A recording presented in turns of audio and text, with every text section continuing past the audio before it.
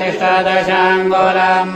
पुरुष एवेदग्गं सर्वं यद्भूतं यच्च भाव्यम् उतामृतवशेषानो यदन्येनातिरोहति हेतावानस्य महिमा घोष्यायां च पूरुकपादोष विश्वभूतानि त्रिपादशामृतं दिवे त्रिपादोर्ध्व उदेत्पूरुकः पादोष भवत्पुनः ततो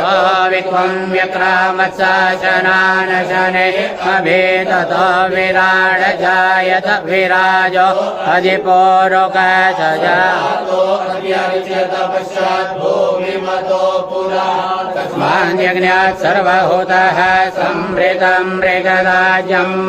पशूंसाञ्चक्रे वायुव्यानारण्य रम्याच्च ये तस्माद्यज्ञात् सर्व